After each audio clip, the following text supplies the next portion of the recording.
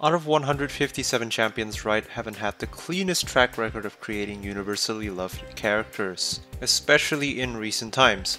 Every champion will likely have an ability that some players despise and find extremely aggravating to play with or against. Here are 5 jungle champions I am tired of meeting and wish, would be played less. It doesn't mean that these are some of the most popular picks. They are champions that, no matter how popular or unpopular, I just can't stand having them in my game. Please stop playing them, stick around to the end because number 1 might surprise you. Honorable mention is Viego. Right after his release, I used to be a Viego hater. He pops up every game in top, jungle, and mid. Good sustain because of his healing from minions, and at the time, when you think your gank successful, but you trade, especially if one of you die first, he takes a soul, gets all of his health, proceeds to use your ally's body to get you as well. And that used to be the case, but after months of his release and a few rounds of nerfs, nowadays we have gotten used to his kit, and I just find it hilarious now whenever he possesses a soul, only to find out he has taken your 110 misfortune and can't get out instantly because of the alt reset lockout that lasts for 1 second. But his release has caused to be enough agony to at least mention him here. If this was a mid lane list from around 6 months ago, she would still be here, but lately, Qiyana is mostly found in the jungle, and it actually makes it more frustrating that we have to predict or ward her camps to track her whereabouts in fear of her arrival to gank us. What makes this champion so exasperating to face is that one early mistake can lead her to snowball out of control really quickly, and when she gets fed and one hits you with her ult or EQ combo, there's not much we can do unless we react in lightning quick speeds. The part that makes this aggravating is that when you know you messed up and it was your fault that she got ahead, unless she pulls off a massive dopamine play and blunders like no other, it is extremely difficult to turn it around without investing a lot of your team's resources into shutting her down. This is solo queue, not competitive play, so the messy environment allows her to run around in her grass queue and roll over team fights.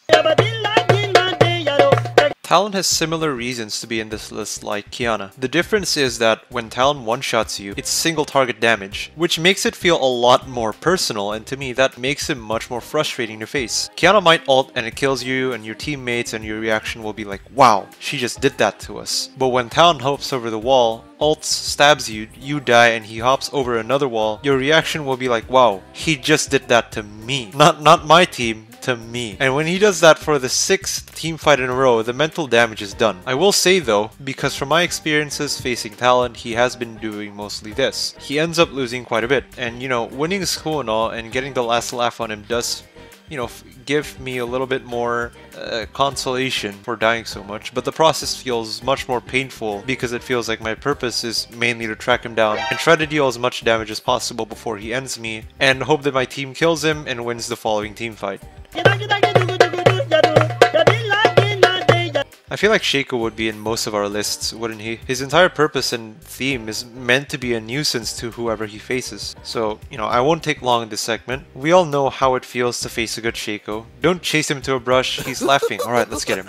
Oh, there's 2 of him. We're feared. Oh, keep chasing. He's so close to dying. Wait, we killed the wrong one and now he's gone and we're dead. It doesn't matter if he's strong or not. His kit by design is meant to deceive others and to make them play into your hand.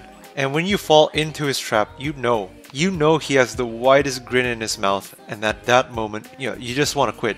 It feels horrible, you just want to stop the game right there. I hate facing Shaco because facing him isn't a simple game of League, it's a mind game and a mental warfare.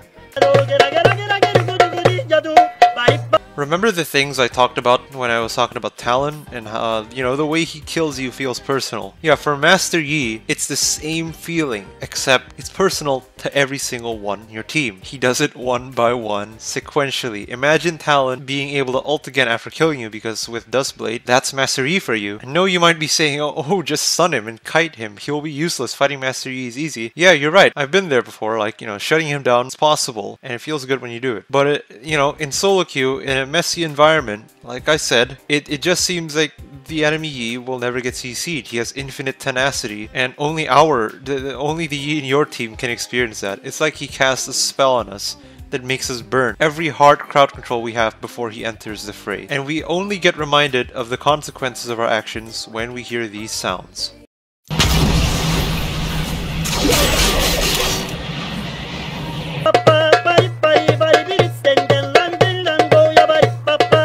don't mean it much, but it's specifically because I don't face this champion in the jungle that much that makes it annoying. Whenever Twitch jungle gets locked in, he will always take Q level 2 and walk behind you. It's his golden rule, his bread and butter, his only way of playing. And it always seems to work for him because we would somehow forget that the jungler we're facing before it's too late. For some reason, we just seem to fall for it every time. If not level 2, he will do it level 3. If not level 3, then he will do it the next level. Of course, invisibility is an extremely annoying mechanic, but unlike Evelynn or Kha'Zix, or even Talon, who can do it only after they are level 6, he will do it from level 2, and to top it off, he is ranged. And since you're level 2, and maybe even level 1 sometimes, well, goodbye, you lived a good small second in the lane, I guess. But what makes him, to me, worse to play against than Shaco is that he is very good at teamfighting later on in the game. Another annoying thing is that if you're the jungler facing this Twitch, you're trying your best, you're farming, you're trying to farm all your camps with high speed. So you try to path well, try to gank your lanes when you can, optimize between farming and ganking, only for Twitch to keep camping one lane, never farming. I mean, look at the CS difference, look at it. And the enemy laners get ahead, your laners get behind because, it's Twitch jungle. Who expects this kind of thing? We only meet him every other blue moon. I don't know, I guess I hate him because of the personal feelings that my encounters with Twitch jungle has brought. And the first impression has made me get triggered every time I lane and I hear, "It's me! Stand still! My eyes are on the side of my head!" But what do you guys think? What are the champions you hate to face or play with? Do let me know. Hit like if you enjoyed it. Sub to the channel. I'm done. Video's over. Goodbye. Fade. My husband!